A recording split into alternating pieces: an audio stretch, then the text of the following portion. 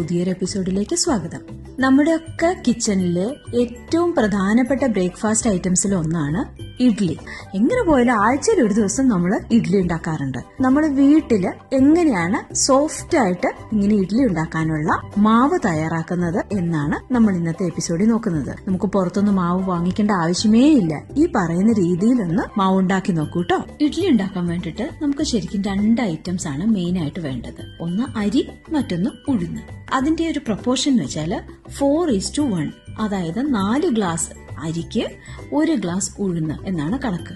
നിങ്ങൾ ഏത് മെഷർമെന്റ് ആണ് ഉപയോഗിക്കുന്നതെങ്കിലും 4:1 എന്ന കണക്ക് തന്നെ ഫോളോ ചെയ്യുക. അപ്പോ നമ്മൾ ആദ്യം തന്നെ ഈ അരിയും ഉഴുന്നും കുതിർത്ത് വെക്കുകയാണ്. സെപ്പറേറ്റ് നമ്മൾ വെള്ളത്തിലിടണം. ഒരു 1-1.5 മണിക്കൂറൊക്കെ വെള്ളത്തിൽ കിടന്നാൽ മതി. ഇനി നമുക്ക് അരയ്ക്കുന്നത് എങ്ങനെയാണെന്ന് നോക്കാം. ഞാൻ ഗ്രൈൻഡറിലാണ് അരി അരയ്ക്കാറ്. അപ്പൊ ഞാൻ ആദ്യം തന്നെ എന്താ ചെയ്യുന്നത് വെച്ചാൽ ഈ ഗ്രൈൻഡർ ഓൺ ചെയ്തിട്ട് ഒരു 1/2 ഗ്ലാസ് വെള്ളം ഒഴിക്കും. അതിലേക്ക് നമ്മുടെ ഉഴുന്ന് ഇടുകയാണ്. അപ്പൊ ഒരു 15-20 മിനിറ്റ് ഉഴുന്ന് തന്നെ കിടന്ന് അരയണം. ആവശ്യത്തിന് വെള്ളം ഒഴിച്ചു കൊടുക്കുക. എന്നിട്ട് ഉഴുന്ന് നമ്മൾ അരയാൻ വേണ്ടിയിട്ട് വിടുകയാണ്.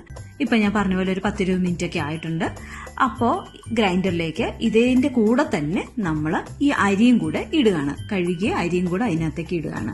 ചില ആൾക്കാർ എന്താ ചെയ്യുന്നത് വെച്ചാൽ ഉഴുന്ന് അരച്ചിട്ട് അത് അങ്ങനെ ആ ഗ്രൈൻഡറിൽ നിന്ന് മാറ്റിയിട്ട് അരി ഒറ്റയ്ക്ക് അരയ്ക്കും.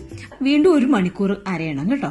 ഇപ്പോ അരി ഇട്ടതിന് ശേഷം എക്സാക്ട്ലി പറയുകയാണെങ്കിൽ 1 hour 5 minutes ആയിട്ടുണ്ട്. ഇനി നമുക്കിത് ഒരു പാത്രത്തിലേക്ക് മാറ്റാം. ഞാൻ സാധാരണ എന്താ ചെയ്യുന്നതെന്ന് വെച്ചാല് ഇപ്പൊ ഇന്ന് അരച്ചു കഴിഞ്ഞാൽ നാളത്തേക്കല്ലേ നമ്മൾ സാധാരണ ഉപയോഗിക്കുക. ഒരു ചെറിയ പാത്രത്തിലേക്ക് നാളത്തെ ആവശ്യത്തിനുള്ളത് ഞാൻ മാറ്റിവെക്കും. നാളത്തെ ആവശ്യത്തിനുള്ളതിലേക്ക് മാത്രം ഉപ്പ് ചേർത്ത് മിക്സ് ചെയ്ത് എടുത്തു വെക്കും. ബാക്കി എത്രയുണ്ടോ അത്രയും വലിയൊരു പാത്രത്തിലേക്ക് എടുത്തു മാറ്റിവെക്കും. ആ രീതിയാണ് ഞാൻ ചെയ്യാറ്. ഇഡ്ലിക്കുള്ള മാവ് നമ്മൾ മിക്സ് ചെയ്ത് വെക്കുമ്പോൾ കഴിയുന്നതും ഉപ്പിട്ടതിന് ശേഷം ഒന്ന് കൈകൊണ്ട് ഇളക്കി വെച്ചാൽ നന്നായിരിക്കും.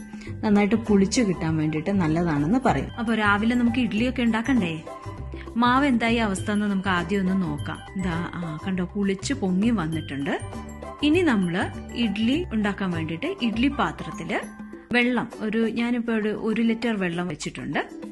നല്ലെണ്ണ ഒന്ന് ഗ്രീസ് ചെയ്യാണ്. ഇനി അതിനകത്തേക്ക് ഈ മാവ് നന്നായിട്ട് മിക്സ് ചെയ്തിട്ട് നമ്മൾ തലേദിവസം തന്നെ ഉപ്പൊക്കെ ഇട്ട് വെച്ചിട്ടുണ്ട്. ഉപ്പൊക്കെ പാകമാണോ എന്ന് ഒന്നും കൂടെ ചെക്ക് ചെയ്യാം. വെള്ളം തിളച്ചതിന് ശേഷം ഇഡ്ലി തട്ടിലേക്ക് മാവ് ഒഴിക്കുകയാണ്. മാവ് ഒഴിച്ചിട്ട് ഇഡ്ലി പാത്രത്തിലേക്ക് വെച്ച് നന്നായിട്ട് കവർ ചെയ്ത് വെക്കുക. ഇഡ്ലിയുടെ വേവ് എന്ന് പറയുന്നത് സാധാരണ ഒരു 10-12 മിനിറ്റേ വേണ്ടൂ. വെള്ളം തിളയ്ക്കുന്നത് വരെ നമ്മളിത് ഹൈ ഫ്ലെയിമിൽ വെക്കും. ഇപ്പൊ ഏകദേശം ഒരു 15 മിനിറ്റോളമായി. എന്താണേലും നമ്മുടെ ഇഡ്ലി വെന്തിട്ടുണ്ടാവും. അപ്പോൾ നമുക്ക് ഈ തട്ട് രണ്ടും പുറത്തേക്ക് എടുക്കാം. ഇനി അടുത്തുള്ള സ്റ്റെപ്പ് എന്ന് പറഞ്ഞു കഴിഞ്ഞാൽ ഈ ഇഡ്ലി തണുക്കണം. തണുത്തതിന് ശേഷം മാത്രമേ തട്ടിന്ന് എടുക്കാൻ പാടുള്ളൂ. അല്ലെങ്കിൽ മൊത്തം ഒട്ടിപ്പിടിച്ചു പോകും, നല്ല ക്ലിയർ ആയിട്ട് കിട്ടില്ല. അപ്പൊ നമ്മൾ തണുപ്പിക്കാൻ വേണ്ടിയിട്ട് ആ ഇഡ്ലി തട്ടിന്റെ പിൻഭാഗം ഇല്ലേ, ഇഡ്ലിയുടെ മുകളിലല്ല, മറ്റേ സൈഡിൽ നമുക്ക് കുറച്ച് വെള്ളം തളിച്ചു കൊടുക്കാം. അപ്പൊ അത് പെട്ടെന്നൊന്ന് കൂളായി കിട്ടാൻ ഹെൽപ്പ് ചെയ്യും. നോക്കൂ എത്ര സോഫ്റ്റ് ആയിട്ടാണ് നമുക്ക് ഇഡ്ലി കിട്ടിയെന്ന് കണ്ടുവോ? ഈ റെസിപ്പി എല്ലാവരും ഒന്ന് ട്രൈ ചെയ്ത് നോക്കണം. എന്നിട്ട് തീർച്ചയായിട്ടും നിങ്ങളുടെ ഫീഡ്ബാക്ക് എന്നെ അറിയിക്കാൻ മറക്കരുത്. പുതിയൊരു വീഡിയോയുമായി നമുക്ക് ഉടനെ തന്നെ കാണാം. Till then bye bye and take care.